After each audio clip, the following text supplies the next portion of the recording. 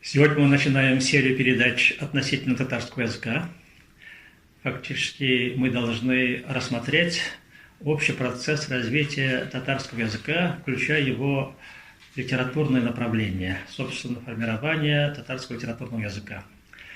Проблема в том, что многие наши сородичи не совсем хорошо представляют, как этот процесс развивался, и даже есть всякие дискуссии по поводу того, куда относятся некоторые наши диалекты, являются ли самостоятельным языком. Например, по сибирским татарам есть такие споры. Но, кроме того, есть и другие вопросы, связанные с попыткой дележа по национальным квартирам средневекового языка. Вот как раз про этот язык мы вначале и поговорим. Это фактически татарский язык до национального периода. Недавно один из башкирских лингвистов, Харистов его фамилия, по-моему, он был татарином, известный филолог, он высказал такую мысль, что до 1905 года у татарского народа не было своего литературного языка. Он пользовался только общетюркским литературным языком. Вот в этой фразе заложены многие смыслы. Но под общетюркским литературным языком, сразу уточню, имеется в виду тюрки, теркитель. И, конечно, в мире достаточно много желающих как бы объявить это общее достояние национальным языком. Казахи сейчас вот имеют такую тенденцию, башкиры имеют такую тенденцию. Башкиры прямо объявили, что существует такой старобашкирский литературный язык, хотя имеется в виду все то же самое вот тюрки. И поэтому мы сегодня должны более подробно поговорить о том, что из себя представлял средневековый татарский литературный язык. Можно ли его назвать татарским, или же надо применять другие термины? Вот Бахтияр Эфенди нам немножко расскажет об этой проблеме, и потом Рифат Эфенди тоже добавит, наверное, свои размышления по этому поводу. Пожалуйста. Ну, значит, начнем, наверное, с самого термина «старотатарский язык». Дадим какое-то определение этому термину. Старотатарский язык – это письменно-литературный язык, которым пользовались предки татар, начиная с XIII века и вплоть до начала XX века. Старотатарский язык употребляется у нас в таких высших сферах общественной жизни, как художественная литература, наука, образование и так далее. Следует отметить, что на протяжении многих веков татары, проживающие в различных регионах российского государства, в своей духовно-культурной и общественной жизни пользовались единым письменно-литературным языком. Но здесь нужно уточнить, что науке он известен, вот этот старотатарский язык в науке известен под рядом научных синонимов. Это, как мы уже сказали, старотатарский литературный язык, старописьменный татарский язык, старотатарские тюрки, старотатарско-поволжские тюрки, а также тюрки Поволжья и Урала, ну и так далее. То есть здесь нужно подчеркнуть, что все эти термины, они являются научными синонимами, и по-другому этот язык называется старотатарский письменно-литературный язык. Данный факт объясняется в первую очередь сложностью исторического развития старотатарского языка. Современный татарский язык по своей структуре, как мы можем наблюдать по лексическому и морфологическому его строению, основан на грамматическом строе и лексическом материале, относящимся к древнетюркским племенным и литературным языкам. Однако, как язык народа и нации, он был окончательно уже сформирован в Среднем Поволжье, А Среднее Поволжье, как мы знаем, с древнейших времен являлся экономическим, культурным и политическим таким средоточием многих тюркских и нетюркских племен. Извиняюсь, я в свое время читал, что этот язык иногда называют и харизмийским тюрки. Какое соотношение, в чем смысл такого наименования? Откуда это возникает? Ну, здесь тоже в первую очередь следует отметить эти сложные процессы, которые проходили при формировании этого старотатарского языка. И это средоточие как раз-таки множество тюркских и нетюркских племен. И все эти племена и языки общения, то есть разговорные языки, которые были в употреблении у этих племен, народностей, как раз-таки все это имело влияние на формирование старотатарского языка. Может быть, проблема в том, что Хорезмский вилаят после монгольского завоевания вошел в состав Золотой Орды, да. И там народ общался. Я даже помню, Заки Валиди в одной из своих записок там говорит, что хорезмийцы очень похожи на южных башкир, одежда даже похожа, и язык похожий. И современные тоже ученые, которые посещают регион Хорезма, это, конечно, сейчас узбеки там живут, наблюдают, что язык достаточно близок к татарскому. Там он немножко отличается от узбекского языка других регионов. Может с этим связано тоже? Да, и с этим тоже, конечно же, есть связь. Когда мы говорим о формировании, становлении, развитии языков, то мы должны учитывать, что каждый язык проходит несколько ступеней своего формирования, и такие этапы, они были характерны и для старотатарского языка. То есть мы условно разделяем эти периоды на общетюркский период и уже непосредственно период Казанского ханства. Когда мы говорим о общетюркском периоде, мы подразумеваем это периоды Волжской Булгарии, это 10-13 века, а также Золотой Орды, это уже у нас вторая половина 13 века и первая половина 15 века. А уже непосредственно, когда мы можем говорить о становлении старотатарского языка, это уже у нас относится к периоду Казанского ханства, это временной отрезок у нас получается вторая половина 15 века, первая половина 16 века. И следовательно, в этот период мы уже можем говорить о высшей ступени развития старотатарского языка, когда формируется старотатарский литературный язык. То есть это уже можно как-то считать началом, собственно, старотатарского языка в подлинном смысле этого слова. Да, однозначно.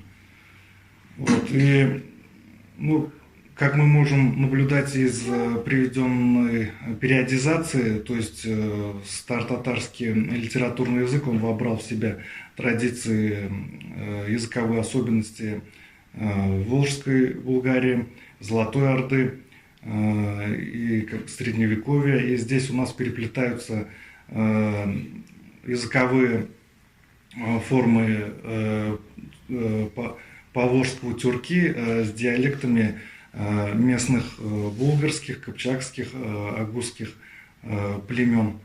И следует отметить, что как вы сказали, именно период Казанского ханства является наиболее плодотворным периодом в развитии старотатарского языка, что в первую очередь связано с тем, что расширяется граница функционального употребления старотатарского языка, но однако уже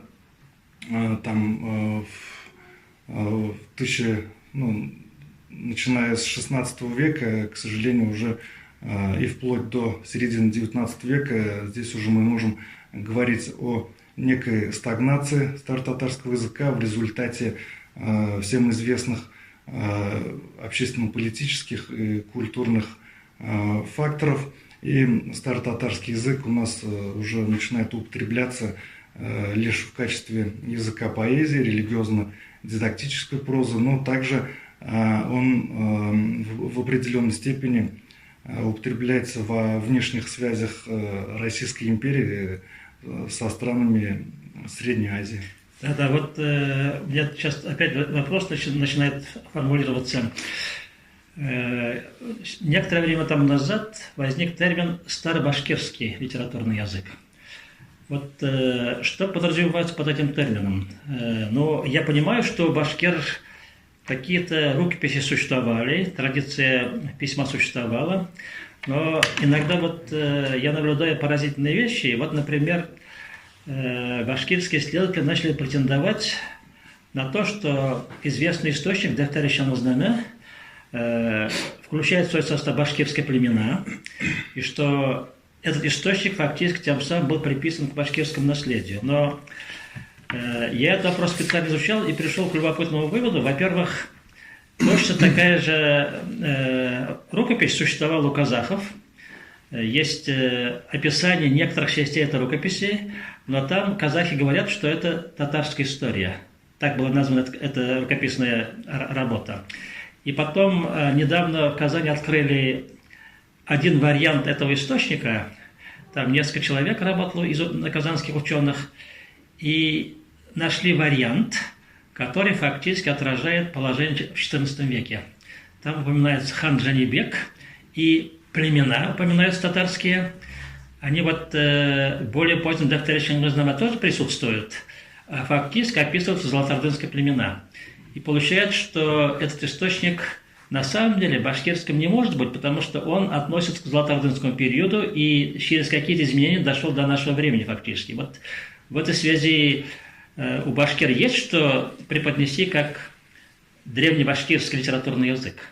Рифат Ифанди, как вы считаете? Ну, знаете, вот для того, чтобы формировался письменный литературный язык, для этого нужно наличие какой-нибудь городской культуры, городской цивилизации. Именно вот в таких центрах, которые в свое время, ну, не в свое время, а всегда они выполняли функции культурного очага, и вот появляются, формируются вот эти письменные литературные языки. Чем это связано? Прежде всего с тем, что вот именно в этих центрах как бы собираются или стягиваются поэты, писатели, в произведениях которых вот именно находят свое отражение эти письменные нормы, традиции.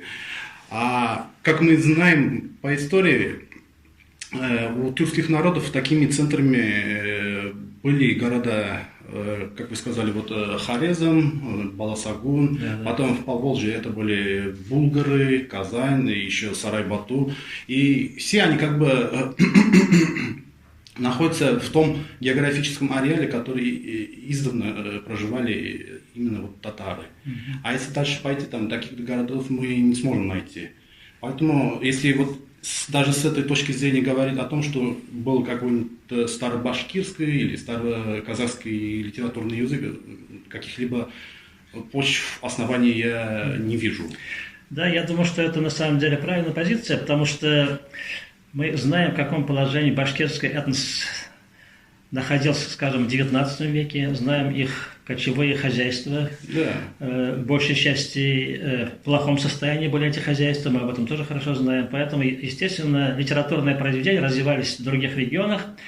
Они, конечно, до башкир доходили и могли быть ими даже использованы, но термин, конечно, древнебашкирский язык на самом деле фактически является синонимом понятия поволжской тюрки или старотатарский язык, да, литературный. Вот когда Среднее и Нижнее Поволжье было завоевано российским государством, перед царской администрацией как бы возникла такая необходимость построения контактов с местным населением, именно башкирами, казахами, нагайцами. И для этих целей царская администрация обратилась именно вот к старотатарскому языку, учитывая тот факт, что это генетическое родство данного языка с племенными языками этих народов, и использовала как бы вот в своих этих целях. И когда уже в дальнейшем, вот в территории современного Башкортостана и Казахстана вот, начали перебираться местные казанские служилые татары, они с собой еще взяли вот этот именно письменно-культурные традиции, наследие, именно вот старый татарский язык. Вот это вопрос, конечно, очень сложный, средневековый литературный язык. Вот это, но есть еще один более сложный аспект. Я вот припоминаю в свое время Миркасым Усманов, покойный уже. Он же много работал с жалобными актами Улус-Джучи. Он начал говорить, что вот неправильно называют наш язык иногда чагатайским, тюрки. Даже это такие есть. Но через вот взаимодействие харизмийского языка с чагатайским языком какие-то, видимо, смежные области возникали, быть может, я так думаю. И в такой ситуации, конечно, термины очень важны. Мне кажется, даже в Советском Союзе, не говоря уже о Российской империи, не особенно любили использовать термин, который прикрепил бы вот это литературное наследие к татарам, стараясь отойти от этого, абстрагироваться. Конечно, в некоторых случаях я думаю, что злого умысла не было, потому что фактически из Золотой Орды вышло много народов. И каждый из этих народов хочет иметь как бы свое литературное прошлое. И поэтому вот мы знаем, что чагатайский язык литературный, на самом деле это более восточная часть территории, нас интересующие, и оттуда вышли и староказахские, и староузбекские, и староуйгурские языки прикреплены.